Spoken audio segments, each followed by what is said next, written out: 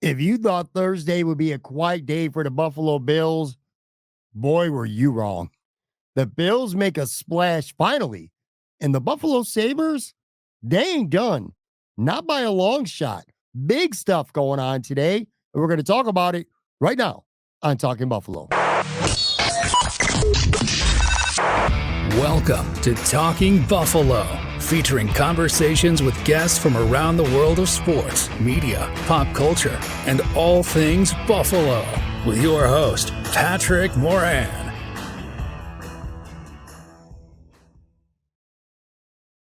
All right, what is going on, everybody? How you doing? Welcome to another episode of Talking Buffalo, your weekday daily driver for Buffalo sports talk and more. My name is Patrick Moran. Thank you very much, as always, for listening, for watching, for following, or subscribing. I appreciate you all. This is our Friday show, and I got to tell you, right off the bat here, obviously, we're going to talk about Curtis Samuel. The Bills make a big splash today. I got plenty of thoughts on him. Ty Johnson resigns. I got some thoughts on him as well. Some now former Buffalo Bills have found new homes. We'll talk about that for a few. And then the Buffalo Sabres, man, staying alive. Anyway, we'll get to all that in a second. But I got to tell you, so this show drops on Friday. Normally I record this midday Thursday, maybe early Thursday evening. But between the Sabres playing an actual meaningful game in mid-March, between the craziness of NFL free agency going on, some office gear that I got here for the show that I had to move all around, I just got a really late start. This show, normally on a typical weekday, if it's not a live stream, goes up on YouTube somewhere around 10 o'clock. It's actually going to be overnight when it goes out on the video side just as much as the audio side because of all that. And then one last thing, too. So originally was going to have a Fan Friday, and I love doing those shows. Basically on Fan Friday, people send in their questions, their comments. We pull some comments off YouTube, and then we have some fun, man. We interact with fans, and I address them. Usually a fun show, and that was the plan for today because I did not expect much to go on with the Buffalo Bills. In fact, the first half of that show, we were going to talk about how it kind of feels like status quo for the Buffalo Bills going in the next season compared to the end of last season. But anyway, that all went up in smoke, which is a good thing by the end of Thursday, by say mid-Thursday evening, which is fun because I'll tell you, we'll start out talking here briefly about Thursday afternoon. I don't know if you were on social media at the time, but if you happen to be on Twitter right at that pretty much precise moment, Diane Rossini, who is a very, very respected NFL insider at The Athletic, put out a tweet. Only lasted for a matter of seconds, but in that tweet, she said that Eric Armstead was going to the Buffalo Bills. And in that matter of, like I said, maybe 30 seconds to 90 seconds, something like that, it started getting retweeted like crazy. Like, I didn't see her initial tweet. I saw a retweet from Joe Biscaglia, again, just seconds after Diane put that out. And at first, you're like, you get to just... Again, if you blinked, you missed it. But if you saw it in real time live, you were like, holy shit, the Bills are actually going to sign Eric Armstead. And then about a minute and a half or so later, Ian Rappaport put out a tweet saying that Eric Armstead was going to the Jacksonville Jaguars. And then, you're like, well, who's right? And because they're both very highly respected NFL insiders. But about a minute or two later, Diane deleted her tweet. So when you went to retweet or to reply, the tweet was gone. So you knew right away. And then about a minute or two later, she put out a follow-up tweet and apologized, said that she had a source that thought the Bills were in, or had him, that they were in, but ultimately he was going to Jacksonville. So what a kind of pull out the carpet from underneath. If you were pro bringing Eric Armstead into the mix, which you should be, because he's an outstanding football player. To me, I said this on the show yesterday, I think at worst, he's an Ed Oliver equal at this point of his career. But anyway, one meant to be, goes to Jacksonville, 3 years, $51 million. And, you always got to wait for the contract details to come out because they're never quite what it seems. But on the surface, my first thought, I'm sure a lot of you were, the Bills were not going to pay that money, which, by the way, I did hear from multiple people that I trust very much. I don't want to say a source, but I'm going to say that I've heard from multiple people that I hear or that I trust very much that Eric Armstead, the Bills were in on Armstead. That's true. But what's not true is that they were ever really even close with money. Like the Bills wanted him, but the money that he got wasn't even in their ballpark. Wasn't like they just fell a little bit short. Like they were not going to sign him for that money. They can't afford it. And even if they could, even if they could find enough money hiding in the banana stand, they were not going to pay that much money for him. So that wasn't meant to be. And then the day goes on. A few hours later, a tweet comes across and Curtis Samuel, reports start surfing. The Buffalo Bills signed wide receiver Curtis Samuel. 3 years, $24 million, up to $30 million, $15 million guaranteed. My first thought is, well, that's certainly intriguing. He's a weapon. The Bills need weapons. Fans have clamored for weapons. But when they signed him, one of the first things I did was go to Pro Football Focus, PFF. I do that a lot for various reasons. Sometimes for grades, sometimes for snap percentages, especially with wide receivers. Where do they line up? Outside, in line, slot, so on and so forth. And I immediately go to PFF and I conclude right away. I'm like, all right, cool. The Bills got themselves a weapon. We all want that. But it's not the boundary guy that we may have expected. I looked up the numbers. Again, this is all via PFF. And Curtis Samuel is lined up 74% of the time over the last 2 years, not just 1 year. 2 years, 74% of the time, he's been in the slot. And he's also lined up in the backfield over 60 times over the past 2 years. And it's not to say he can't play on the outside. I'm going to assume that the Bills certainly think he can. But when you look at the numbers and how much he's played inside the slot position, it just becomes a really interesting choice, which kind of leads to, of course, the big question right now. I think that I know I'm asking, and probably a lot of you are asking as well. The Bills already have an emerging slot guy right now in Khalil Shaker. Like, how does that work? Because Khalil Shaker is also a slot receiver. In fact, going to PFF, because again, I looked this stuff up right after Curtis Samuel signs. Khalil Shaker was in the slot 77% of the time last year. So, that's, what do you do with Khalil Shaker? I guess that was my first big question. Like, it's great that you bring in a weapon, but it's just coming at the expenses of Khalil Shaker. Also, do fans and content creators and media have a higher opinion right now of Khalil Shaker than maybe the organization does? Do we think he has more of a role on this football team than the organization thinks he does? I'd like to think not, because I really like what I saw over the back half of the season, and especially down the stretch from Khalil Shaker last year. He made some fantastic plays.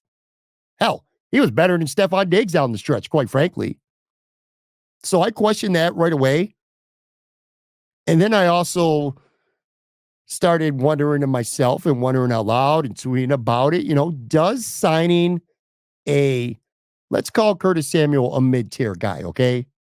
He's not all pro. He's not a Pro Bowl player, but he's also not freaking Trent Sherfield or Deontay Hardy either. He's a mid-tier guy. Does signing a mid-tier guy to a 3-year contract. And again, I just said it before with, Jacksonville signing Eric Armstrong. You don't know the details. As of this recording, we don't know all the details with Curtis Samuel's contract. And the way things are structured, and Brandon Beane seems to be a wizard at it. that 3 years, 24 million up to 30, 15 guaranteed. There could be a void year or two. He could have a low cap number right now. He could have a contract where if he doesn't perform for whatever reason, that they can get out of it rather easily after 1 year. But anyway, my point is this. You have to question, I do anyway, does signing a mid-tier guy right now in any way, any shape, or any form stop them from using that first round draft pick 28, or maybe they move up, or maybe move back a few. But regardless, that first round pick, does the addition of Curtis Samuel stop them from drafting a wide receiver? It's a fair question right now. I don't think so. And I'll get to that here in just a second. But anyway, as far as the things that I like most about this signing, about Curtis Samuel, who, make no mistake about it, this is a splash type of signing for the Buffalo Bills. I went and, I know the player well. Not as great as some other people out there, but I know him well. I'm a fantasy football player. A lot of you are as well. And it's a familiar name. But again, I deep dove. I went into PFF. I went into Pro Reference Football. Just looked at a bunch of stats and numbers. And he's great at separation. He is explosive off the football, off the line of scrimmage. The fancy stats back it up. Next Generation Stats said his first burst, or the first second of his burst, was third best in the entire NFL. That was the NFL Next Gen Stats. And I like that about him. So he gets off the ball quick, right away, great at separation, something that the Bills flat out have not been good at, getting separation. So he's good at that. I like that. You know what else I also like? I like the fact that he played for Joe Brady in Carolina in 2020 when Joe Brady was the OC for a year in Carolina. That was his best season of his career by far. 77 catches, 851 yards, 3 touchdowns. So I like that. He's a dual threat. He's a guy who will add different looks to the offense, and he'll do it better than Deontay Hardy did. Hopefully he'll do it a lot better than Isaiah McKenzie did, over these past couple of years. He can help the Bills be more unpredictable. At times it felt like this offense was pretty predictable. Even when they're good, sometimes they seem predictable. It's just a matter of, can the defense stop Josh Allen? Or can you stop James Cook in the running game? But there wasn't a lot of unpredictability. Like, how many times did we see Deontay Hardy run a jet sweep or, reverses, things like that? A guy like Curtis Samuel might help make this offense a little more unpredictable. And also, straight up, Curtis Samuel, when you look at numbers, you got to have context to them. Because a lot of time, numbers deserve context. And this is a dude that I think he's going to benefit just purely by playing with Josh Allen. Curtis Samuel has played with some bummy-ass quarterbacks. And I don't mean to be mean, but that's what it is. Some bummy-ass quarterbacks since coming into the NFL, since Cam Newton. Start of his career, he had Cam Newton. But, dude, since Cam Newton, he's had Kyle Allen, Will Grier, Teddy Bridgewater, PJ Walker, our boy Ryan Fitzmagic, I'll say that right. Taylor Heineke, Carson Wentz, Sam Howell. I mean, come on. Not good quarterbacks. And great receivers still play well, even when they have suspect quarterbacks. I'll always think of Andre Johnson all those years with Houston. Still great, even with a couple bummy quarterbacks. But anyway, he's never played with a quarterback anything like Josh Allen. That's kind of what I'm getting at. So there's a lot of things I like about him. I think he can still have some upside. But being objective here, there's some things I don't love. They'll find ways to use Curtis Samuel. I know that. But does his presence on this football team, I just teased it a couple minutes ago, does it stunt Khalil Shaker going into his third year? especially if they take a wide receiver early in the draft still. I look at Khalil Shaker. I thought he came on huge for them over the last season. And, I kind of went into this offseason thinking they're going to give themselves a boundary guy, whether it's a free agent and or an early round draft pick, because they still seem set with Stephon Diggs, at least for this year. And I felt like the slot kind of seemed set with Khalil Shaker based on what I saw from him, at least near the end of the season. And maybe Shakir still will be that guy, but this move doesn't seem to help that. So I'll say that. And I like Curtis Samuel, but I still would have preferred more of a boundary guy. Josh Reynolds was out there. I would have loved for the Bills to get Josh Reynolds. And I know a lot of fans will look to that NFC Championship game where he had two monstrous drops that really hurt his football team. I get that. But all in all, Josh Reynolds is a really good player. Kind of fit that profile of what I thought the Bills were looking for. Maybe they still are. They haven't addressed that, though, not as of yet anyway. So he was a guy. Or maybe DJ Chark is another type of guy that I thought they might address. But then again, I do think, for what it's worth, I do think that this doesn't affect the Bills and Brandon Beane from going into the draft. And if, Adonai Mitchell is there, I still think they would take him. I don't know if having Samuel and Shakir might make them not take a Xavier Worthy or a Ladd McConkey. I don't feel that confident about that. But a guy like Thomas Jr. or Mitchell, I think they still wouldn't hesitate much to pull the trigger on one of those two guys. So yeah, DJ Chark, Josh Reynolds, Hollywood Brown, who went to Kansas City, by the way. Tyler Boyd, a guy who's still out there. Those are guys that me just personally, I would have preferred more. But bottom line, look, nobody is going to complain. Nobody should be complaining about this move. That's all I'm saying. It was looking like the Bills were going to be content to just, take care of their own and add a few depth pieces along the way, and that's it. This is definitely a move designed to not just complement this offense, but to bolster it. Curtis Samuel's a good talent, man. He is. He's just 27 years old. What's to say that Curtis Samuel will come to the Bills and having a quarterback like Josh Allen and a wide receiver like Stephon Diggs and an emerging tight end like Dalton Kincaid and guys who can run the ball, James Cook, lots of weapons on the Bills as things stand already. Khalil Shaker, another one. Who's to say that this, that Curtis Samuel still isn't ascending? Who's to say he's already played as well as he's going to play and maybe he might maintain for a little bit and then his production goes down? Maybe, just maybe with this offense, this fit, the players around him, he could be in line to have his best season of his career. So I don't know. What I do know is I don't know, but I don't think in any way, shape, or form, and I just said this, I don't think it counts the Bills out from going wide receiver early in the draft. It shouldn't change a thing. I know that much. In fact, the only thing that would make me truly not like this signing at all is if we end up not taking a wide receiver in the first round. Because if Mitchell's there or Thomas is there and he falls, more than we think is even possible, or a few other guys are there and they don't take them because they signed Curtis Samuel, then I really won't like this move.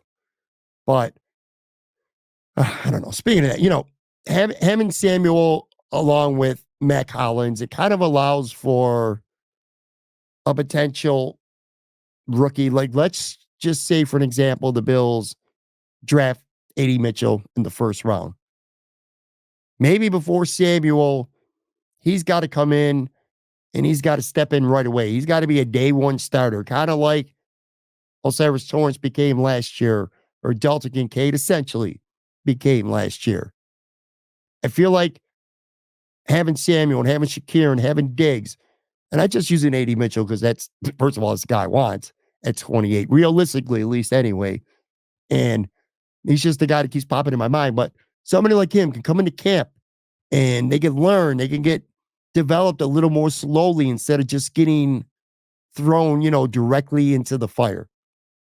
So that maybe ends up being a benefit of having somebody like Curtis Samuel. You don't got to unleash AD Mitchell in week one of the regular season. I want to, I'd like to see it. But my point is, he doesn't have to play 75, 80% of the snaps as your boundary receiver on week one. And I'm going to assume that Joe Brady and Brandon Beane and Sean McDermott and, plenty of other personnel and coaches had discussions. And it's not like they don't know that Khalil Shaker is a slot guy primarily and that Samuel's primarily a slot guy. I'm sure they're thinking that they can come up with creative ways to use them, that Shaker is capable of giving them reps on the outside. Maybe when Stephon Diggs comes off the field, Shaker goes to a boundary spot. He's kind of, he's flexible like that. It's not like Shaker only can exclusively play the slot position. I don't know, man. End of the day, I feel like the move caught me off guard a little bit. That's what it came down to because of the player, not the move itself. And I'm going to digest this for sure over the next couple days or so. But my knee-jerk reaction, I like it. I like adding a weapon. We wanted weapons. We got one. I wonder how it affects Khalil Shaker. And I guess basically that's what it comes down to right there. But anyway, I'm going to take a real quick break. Come back, got a couple thoughts on Ty Johnson and a couple former Bills find new homes. Be right back.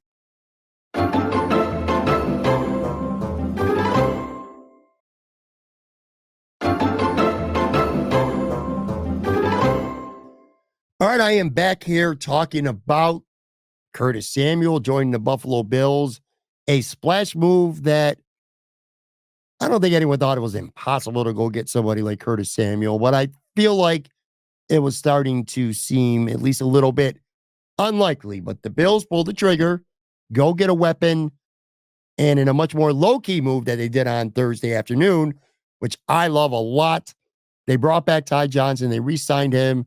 And if you follow this show, which by the way, let me ask you this too. If you're watching this right now by some chance on YouTube, do me a favor. If you're watching this on the video side, pull up your phone, open it up, go into either Apple or Spotify, or whichever you generally listen to music or podcast on, type in Talking Buffalo, and just hit the follow button. Even if you primarily now are a watcher of the show, watches it on YouTube and rarely listens, following or subscribing on the audio side is really, really, really helping us grow this show. So if you could do that, I'd appreciate it. But anyway, if you follow this show, man, you already know how I feel about Ty Johnson. I absolutely love this move, and I get it. I do. There are a lot bigger names out there in the market right now. Very slow developing market for that second, third, and fourth tier of running backs. Heard a lot about Ezekiel Elliott, A.J. Dillon, who ended up re-signing with Green Bay, by the way, Thursday night. J.K. Dobbins, Dante Foreman, Kareem Hunt.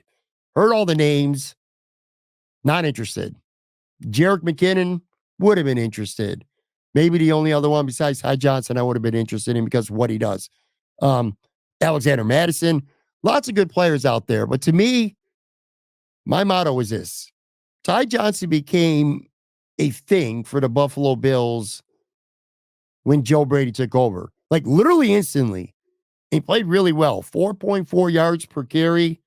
They did some stuff with him. Looked really comfortable in the offense. The offense just looked good when he was in. Times it looked like it didn't even miss a beat when James Cook would come out and Ty Johnson would come in. Man, my motto is this. Lots of names out there, lots of possibilities. I get it. But give me something that I've seen with my own eyes. Plus, I'm sure cheaper money. A reason why guys like Zeke and Dobbins and Madison might be out there right now is because they're probably going to command ultimately a little bit more money. I don't know the contract details for Ty Johnson, but I doubt it was expensive. But my whole point is this. I love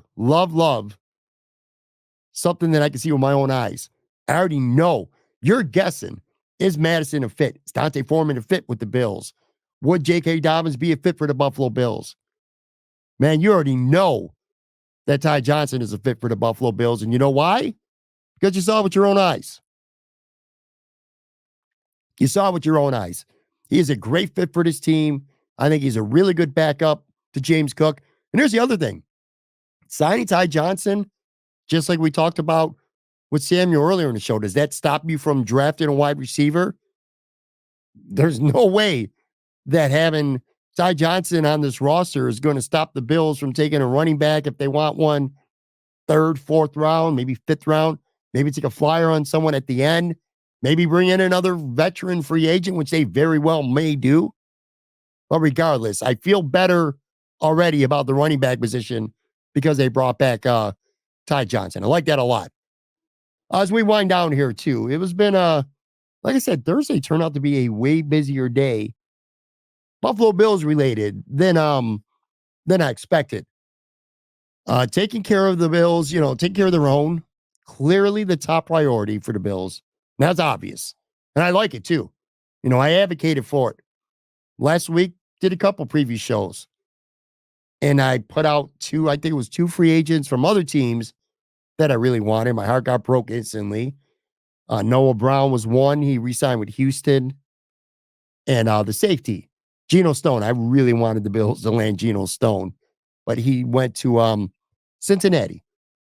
Anyway, and by the way, safety, man, that's a position right now. That's the mystery. Last year, Tremaine Edmonds goes to the Chicago Bears, and linebacker became sort of a mystery.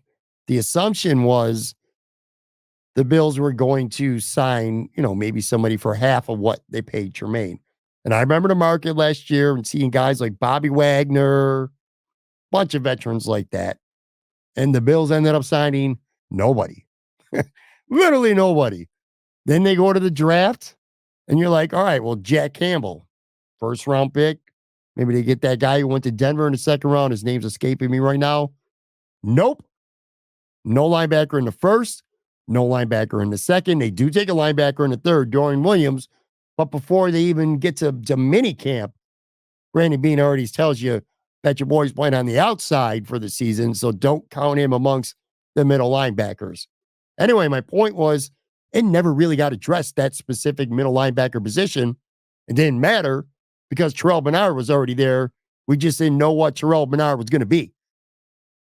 This time it's safety. It kind of feels like that, at least anyway. Now it's early in free agency, and there's still a pretty good amount of safeties out there. Justin Simmons from Denver, man, it would be a good one. But anyway, a lot of them, the market is drying up somewhat anyway with safeties. And I think the Bills are just going to play the waiting game, get a veteran, and maybe draft somebody early. It just doesn't feel like they're making safety a high priority right now. And in fairness, Sean McDermott's track record with the safeties affords me to not be worried about it. I'm not worried about the safety position right now. Even if it's week one right now, Taylor Rapp, who will start for Jordan Poyer. I mean, that's pretty much obvious. But even if it's Rapp and Cam Lewis, I'm not thinking about that right now. I'm not worried about that right now. But anyway, in terms of the Bills coming into this period, taking care of their own, definitely their own priority. Jaquan Jones, AJ Epinesa, Taylor Rapp, Ty Johnson, who we talked about, Cam Lewis, all those guys are re-signed. Probably the five guys that I most liked to have seen get re-signed all did for the Bills. I would like to see Shaq Lawson get re-signed as well, because I feel like he's got a ceiling at this point of his career of being your DE4, and maybe he could be your DE5 and be a game day inactive. Hell, not even a guarantee he makes the roster. I don't think you need to really guarantee him much money at all to get him to re-sign here. There's not going to be a market for him. So I'd like to see him back.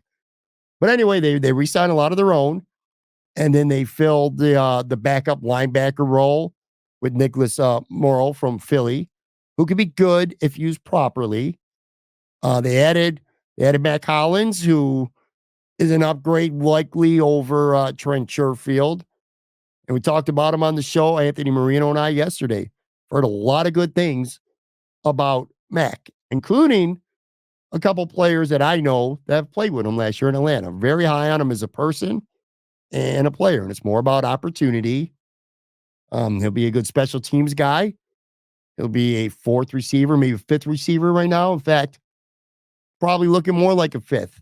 He might be in a competition with Justin Shorter to make this football team if the Bills do what we all think they're going to do and take a receiver in the first round. But anyway, that's what they've done. And then you go get Samuel, who, he may be a combination of Deontay Hardy and Trent Sherfield, but a better version. Let's make that clear. Hopefully, much better. So that's what the Bills are up to right now. Going forward, I look at defensive tackle. Eric Armstead didn't happen. Didn't really come close to happening because of the money, even though the Bills were in on him. But the Bills don't have anybody right now behind Ed Oliver and DaQuan Jones. Nobody, literally. So they're going to have to get some bodies. And quite frankly, I don't think what they had behind them last year was any good. So I welcome the challenge of Brandon Beane to go out and sign one or two veterans right now and maybe get one or two prospects in the draft at all. But anyway, that's enough for current Buffalo Bills. Let's talk about some now former Buffalo Bills, because a nice amount of them found brand new homes on Thursday. Terrell Dodson signed with the Seattle Seahawks. Really happy for him. He had a good season for the Bills. All things considered, I thought he had a pretty good season with the Buffalo Bills. And going to Seattle kind of feels like, a good fit for him there. It really does. And I also want to give the dude credit because he did a very classy thing. He put out a statement on social media after he signed with Seattle, thanking Buffalo for the past 5 years, thanking the organization and the coaches, his teammates, and the fans, saying they're the best fans in the world. So I think he's a guy that a lot of fans kind of, an underdog story that a lot of fans became really fond of. It's good to see him do some good things this year. Now, him being in the lineup, Matt Milano was not in the lineup, and obviously that hurt them greatly. But Terrell Dodson is what he is. A really good run thumper, stand-up guy, a physical guy who's just not that good in pass coverage. That's what it is. But anyway, he goes to Seattle. Trent Sherfield found a new home as well. He is going to the Minnesota Vikings. Look, I like Trent Sherfield. I promise you, I really do like him. You got to be objective. Got to be objective here. He had a really shitty year with the Buffalo Bills. It's as simple as that. And the opportunities were there. Gabe Davis missed some time. Stephon Diggs was banged up. He didn't play a lot of snaps in some games. There were opportunities there for Trent Sherfield to make plays. He just didn't capitalize, especially against the Kansas City Chiefs in the playoffs. I mean, come on, he drops 2 long passes. Got to be accountable for that. But, hey, even the best athletes have down years. And hopefully for the sake of Trent Sherfield anyway, this was just a bad year for him. He didn't capitalize with the Bills, but hopefully he'll get an opportunity to do some good things with the Minnesota Vikings. Nothing but the best for him. Also, Tim Settle signed a 2-year deal with the Houston Texans. Again, really good dude. I remember when he came over from Washington, I was happy. A lot of promise from him. The word on the street about Tim Settle Jr. was the only thing he lacked in Washington was opportunity, because he played behind a pair of stud defensive tackles. When he came to Buffalo, got that opportunity over the past 2 years, and saw very little potential. Very little. Didn't do much at all. Just flat out wasn't good enough. He just wasn't good enough. And the opportunities were there. Inconsistent. And if he was consistent at something, it was getting blown off the ball and not making football plays. So from a football perspective, I'm not sad to see him go whatsoever. But from a personal perspective, like the dude, I'm glad he's getting an opportunity with Houston. Houston's going to be a great team. He might have a difficult time making that roster too. Pretty damn loaded. But best of luck to him. Then lastly, another underachieving, at least for the Buffalo Bills, defensive tackle, Poona Ford. He goes to the Chargers. Same shit I just said about Tim Settle. Same shit. Like Poona Ford as a person. Love the name. Fun dude. But I will say, unlike Tim Settle, Poona Ford, for whatever reason, did not get a lot of opportunities. And you thought they would really be there after DaQuan Jones tore his pec in London in week 5 against the Jags. But still never really materialized for him. and he didn't really take advantage of the opportunities when he was there. I would say probably the highlight of the season for Puna Ford, one none he did on defense. It was a block on the punter in the Miami game in the finale where Deontay Hardy ran that punt back for a touchdown and completely swung that game. Puna Ford had a nice little block on that. But again, just a good dude and, just didn't play well for the Bills. Just as simple as that. There's not a lot of Bills free agents left out there. Still a handful, though. Not a lot. Deontay Hardy's still out there. Latavius Murray, assuming he's still going to play, he's out there. We talked about Shaq Lawson, he's out there. Kyle Allen is out there. By the way, would not be surprised if Kyle Allen eventually signs with the Buffalo Bills and kind of takes on that third quarterback / practice squad role. Wouldn't surprise me at all. Keeps him in the NFL. But anyway, he's still out there as of now. Special teams ace. Tyler Matekovich is out there. By the way, borderline stunned. The Bills have cut Siran Neal and Tyler Matekovich is a free agent, and they haven't signed any special team stud. Now, I know Morrow plays special teams. I know Matt Collins plays special teams, but they're not like known almost exclusively for special teams like Siran is and like Matekovich is. Anyway, he's still out there. Jordan Phillips, who, he very well may retire. And Mike Hyde's out there too, who almost certainly is going to retire. Though I will say, Tone Puck's my guy on the show earlier this week. He was talking about, holy shit, I just realized, literally here now in real time. Tone said, I might play the clip on the next show, not today, but Tone Puck's almost guaranteed that the Bills are going to spend at least $6 million a year on an outside guy.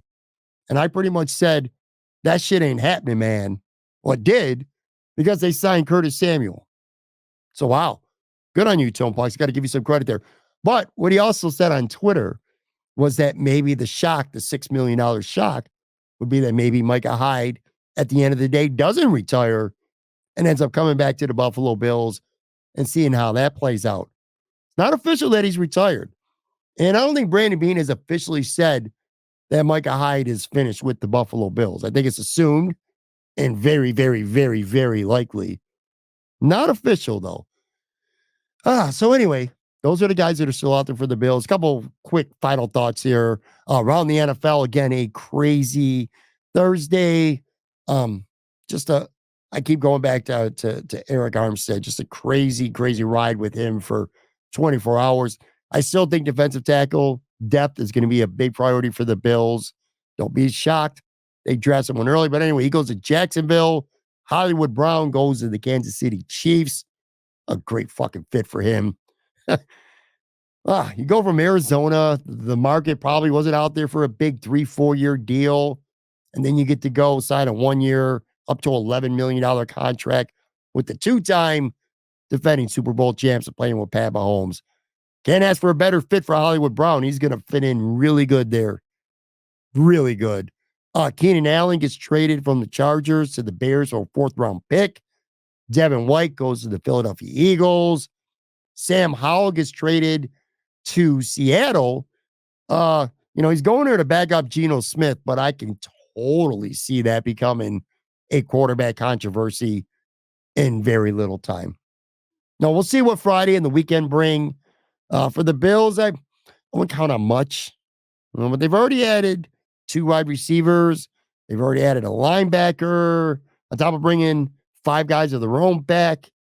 Let's keep our eyes open here because, again, I think a little bit of help on the defensive line interior is definitely going to come. I don't know if it's going to be tomorrow, the weekend, next week, maybe a few weeks. Somewhere down the road, though, the Bills are razor thin at defensive tackle, and they're going to get better. They're going to look to get better there anyway. Real quick, before I get out of here, the Sabres. I mentioned them at the top. I mean, holy shit, man, the Sabres. They're sucking me right back in right now. They're probably sucking you right back in as well. I said on Monday night, if they beat Detroit on Tuesday and then they beat the Islanders on Thursday, they win both those games and they do it in regulation, I'd have no choice but to have to get invested again. And not only did they beat both teams, They freaking obliterated their asses. They smacked the Islanders here Thursday night 4-0. Tuesday night, they beat the shit out of the Red Wings 7-3. And the crazy part is, if you're hoping against all hope, Detroit lost at home to Arizona on Thursday. The Buffalo Sabres, dead and buried, of whom I buried on this show less than a month ago. I called them the worst organization in all pro sports. They're now within 3 points of the Wings and the Islanders for that second and final wildcard spot. Now, Buffalo has 15 games left. None of those first 67 games even compare to how big it's going to be Saturday night when they go into Detroit and face the Red Wings again on the road in Detroit. Look, it's still uphill as shit. No question about that. Detroit has a game in hand over the Sabres. The Islanders got 2. But the Sabres, who were like less than 2%, I think, to make the playoffs, like not even a week ago, they're up to 9%. I looked it up literally before I came on the air. 9%. So I guess you're saying there's a chance. But regardless, man, for real, props to them for not folding, for playing the way they are down the stretch, because I'll tell you, a lot of people turned on them or were in that process of turning on them. Yours truly included. I did. I admit it. But hopefully, even if they don't make the playoffs, which are probably not, again, 9%, that means there's a 91% chance they ain't making the playoffs. Hopefully, we get a little more, a handful of more games of enjoyment, of playoff style hockey. Tuesday and tonight here on Thursday night, these felt like playoff games. Saturday is going to feel like a playoff game in a big, big, big way. Anyway. All right, guys, that's going to do it for this show. I appreciate you very much. Again, one more time, please follow, please subscribe, whether it's on YouTube or especially on the audio side, Apple, Spotify. Appreciate you very much. Have a good weekend. I don't plan on having an episode this weekend, but if the right thing happens for the Buffalo Bills, I'll break in. I'm not afraid to do an emergent pod on the weekend, but if not, assuming that don't happen, talk to you guys on Monday. Have a fun, safe, and drink-filled St. Patrick's Day weekend.